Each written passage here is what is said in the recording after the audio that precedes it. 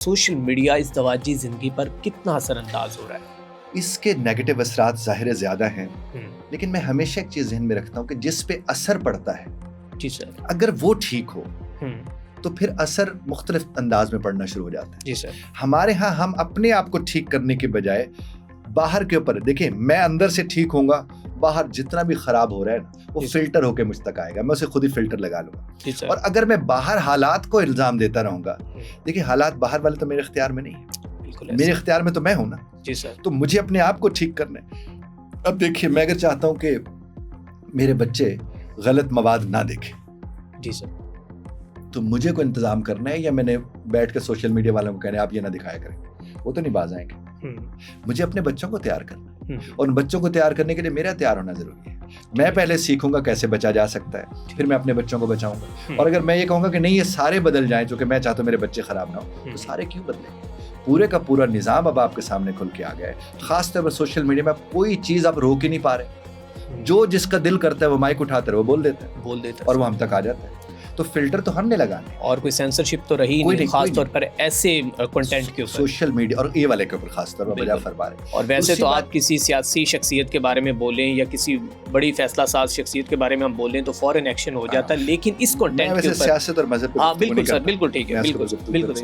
मैं आपको ये बात अर्ज करूं कि माशरती जो पहलू है जिसके आप रहनुमाई फरमा रहे हैं इस तरफ, मैं आपको एक बात अर्ज करूं, बीवी और शौहर का अगर ताल्लुक आपस में ठीक है तो वो कपड़े लेते हुए ये सोचती है कि इसकी तनख्वाह कितनी है, वो मैनेज करना चाहिए। मैं सर इसी सवाल की तरफ आने वाला था कि सोशल मीडिया का इस दवाजी ज़िंदगी के साथ जो ताल्लुक है मामलात का, वो ये है कि अब ब्रांड्स को जब बीवी देखती है, जब वो सोशल मीडिया स्क्रॉलिंग कर रही होती तो उसको बड़े बड़े जो है वो ब्रांड्स नज़र आते हैं और वो कहती है कि ये मैं 45,000 वाला, ये मैं 20,000 वाला सूट ले लूँ। लेकिन जब वो अपने शौहर की जेब को नहीं देखती है तो उस वक्त क्या ज़िंदगी में मामलात बिगड़ते हैं?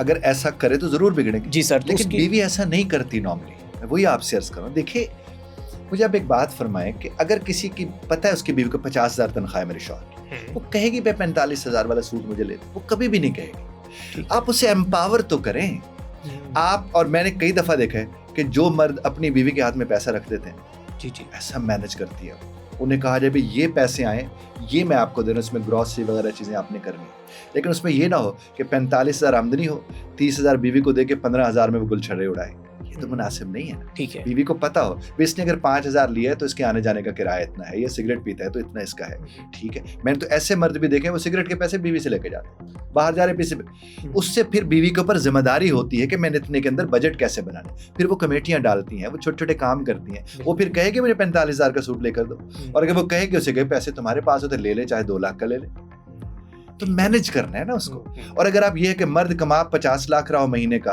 और बीवी कहे मुझे 60,000 का 70,000 का तुम सूट ले दो, वो उसे कहे मेरे पास पैसे नहीं, गर्लफ्रेंड को 2.5 लाख का लेके दे दे, तो उसके ऊपर ये बातें। तो हमें इन चीज़ों को समझना चाहिए। सर यहाँ पर मर्द भी थोड़े से ईगो में आएंगे, वो कहेंगे कि अब हम कमाते हैं, हमारे पास पैसा होना चाहिए, हम जो है इस घर के सरबराह हैं, और सरबराह कैसे अपनी बीवी से बार बार जाके सिगरेट के पैसे मांग सकता है। और जो शौहर मांगते हैं, दोनों का सर सवालों का जवाब दीजिएगा कि जो शौहर अपनी बीवियों से पैसे मांगते हैं उनका क्या फ़ायदा है, जो नहीं मांगते उनका क्या नुकसान है? मैं आपसे एक बात अर्ज करूँ, जब आप उसे मुआशी लिहाज से एम्पावर कर देंगे ना औरत को, और से कहेंगे ये बजट है तो वो बजट को बना, क्योंकि बजट औरत बहुत बेहतर बनाती है मर्द के लिए। ठीक है सर, मैं उस पहलू में बात अब, और ये बात जरूरी नहीं है कि जाके वो बीवी से पैसे मांगे सिगरेट के, ये बाकी इनको मुनासिब लगता है, उनको पता लग गया उनकी बीवी ठीक काम कर रही है, इसमें कोई मुजायका तो नहीं, अपनी बीवी से मांग रहे, किसी की बीवी से थोड़ी मांग रहे। दूसरी बात ये कि जो नहीं मांगने में दिलचस्पी रखते हैं वो ना मांगे, फिर अगर वो तनख्वाह उनकी जितनी है उतनी तनख्वाह का इल्म अगर बीवी को वो देते हैं। देखिए, नॉर्मली है कि 1 लाख तनख्वाह है, आपने बता दें मेरी 80,000 तनख्वाह, आपने 20,000 कहीं जमा करना शुरू कर दिया, ये भी बड़ा अच्छा एक सेगमेंट होता है। वो आपने इससे जमा किया, कल को दुख तकलीफ परेशानी कोई आती है तो भाई मेरे पास साइड पॉकेट में पैसे पड़े हैं। 80,000 का आपने बीवी को दे दिया बजट, या 70,000 का दे दिया, 50 का दे दिया, जो भी आपका परसेंटेज बनती है, उसे पता भी ये मैं आपको दे रहा हूँ, और इसमें से आपने अपना सारा घर चलाना, उससे जिम्मेदारी की नौयत और हो जाती है। बाकी इसमें अनार वकार नहीं आता मेरे जान, वकार तो इसमें है कि आपकी बीवी संभाल रही है, आपका बावकार होना ये ज्यादा है। ये मैं जाहिर है हम लोग सब लोग मिडिल क्लास के हैं तो उन्हीं से मुखातिब हूं, जो हाई क्लास के लोग हैं उनको पता है वो झंझट में पड़े ही नहीं, उनको तो अकाउंटेंट देखते हैं। अच्छा सर, इस बात में कितनी जो कि सदाकत है कि मर्द की सबसे बड़ी जो बदसूरती है वो उसकी खाली जेब है? I don't think so. बदसूरती नहीं होती, मैं इसको नहीं मानता। कहते हैं कि मर्द के पास अगर पैसा है तो दुनिया की तमाम औरतें जो हैं वो उसकी खूबसूरती भी नहीं देखेंगी, उसके चलने फिरने का अंदाज भी नहीं, सिर्फ वो पैसा देखेगी और सारी औरतें जो हैं वो उसके करीब आ जाएंगी। तो ये मतलब ऐसे मर्द के करीब आने वाली औरतें जी सर किस लिए करीब आ रही होती? जब इस सवाल का आप जवाब ढूंढेंगे जो मैं नहीं बता रहा, तो सबको पता है जी, तो अंदाजा हो जाएगा। देखिए, बावफा बीवी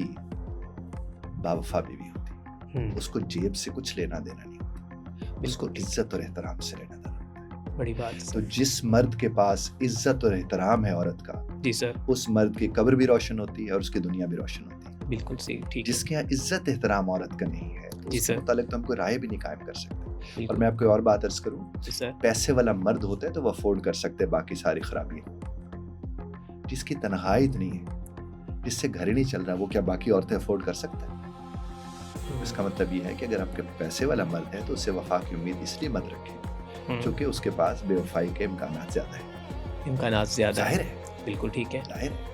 तो सर आप क्या समझते हैं कि जो इस वक्त पाकिस्तान में हालात हैं, जो सर्कमस्टांसेस चल रहे हैं, तो फाइनेंशियल प्रॉब्लम्स जो हैं वो घरों को कितना जो है वो डिस्टर्ब कर रहे हैं और उससे क्या उसके जो कॉन्सिक्वेंसेस हैं वो क्या निकल रहे हैं? देखिए, डिस्टर्ब तो बहुत लोग हो रहे हैं जी सर, इसमें तो कोई दूसरी राय नहीं। जी सर, लेकिन जहां हस्बैंड और वाइफ एक दूसरे के साथ ठीक है, वहां वो तकसीम हो जाती है डिस्टर्बेंस, ठीक है, यानी वो परेशानी दो लोगों में बंट जाती है। जी सर। और जहां ये एक दूसरे के साथ नहीं है तो फिर ये दोनों एक दूसरे को परेशानी में इजाफे का सबब बन रहे होते हैं, कमी का सबब नहीं बनते। बाकी हालात तो साहब, अभी मैं अक्सर ना, मुझे बहुत अच्छा लगता है ये ऊबर ड्राइवर्स के साथ सफर करना, बहुत कुछ सीखने को मिलता है, बहुत कुछ सीखने को। जी जी, मुझे गाड़ी चलानी नहीं आती और मैं बड़ा शौक है कि मैं सीखूं, और सिर्फ इसलिए सीखूं कि मैं भी ये काम करूं, क्योंकि इससे आपके पास हर नया शख्स नई कहानी होता है। बिल्कुल सर। अभी जब आप लोगों की गाड़ी मुझे लेने के लिए आई तो मैं उसके साथ बड़ी गप्पे लगाई मैंने ड्राइवर के साथ, और उसने मुझे एक बात बताई जो मेरे ना दिल दिमाग को जाकर लगी।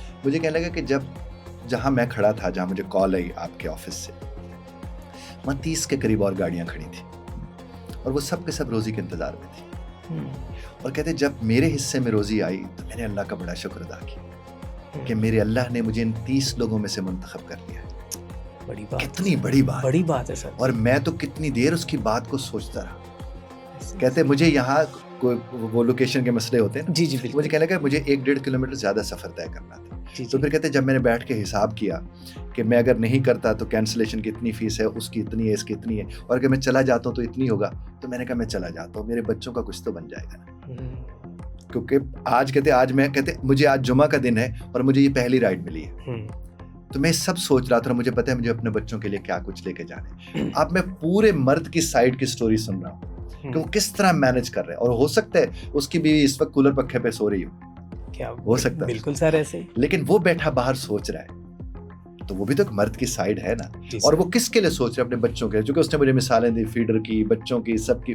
बड़ा शानदार वक्त गुजरा मेरा उसके साथ जब मैं साथ में आ रहा था। तो ये सारी बातें जब मुझे बता रहा था तो मुझे ज़ाहिर मर्द की पूरी स्टोरी साइड की नजर आ रही थी, लेकिन साथ ही साथ मैं ये सोच रहा था कि जहाँ मैं सोच रहा हूँ कि उसकी बीवी जो है वो कूलर पक्खे पे लेटी होगी, जी सर, वहाँ मैं ये भी तो सोच सकता हूँ कि हो सकता है उसके यहाँ बिजली गई हुई हो, उसके बच्चे रो रहे हों और वो हाथ से बैठी उनको पंखा झल रही हो। ये भी तो एक सूरत हाल है ना। बिल्कुल सर। और अगर बाहर मौजूद मर्द इस तरह सारा दिन सोचता रहेगा तो वो घर जाके बीवी से प्यार करेगा, उस पे एहसान नहीं करेगा। और यहाँ मर्द को अपनी स्टोरी का पता होता है, औरत को अपनी स्टोरी का पता होता है, और दोनों की स्टोरियां उनको जालिम मजलूम बना रही होती हैं, और फिर जब वो एक दूसरे के ऊपर जुल्म शुरू करते हैं तो उसके नतीजे आपके हमारे सामने। बिल्कुल ठीक है।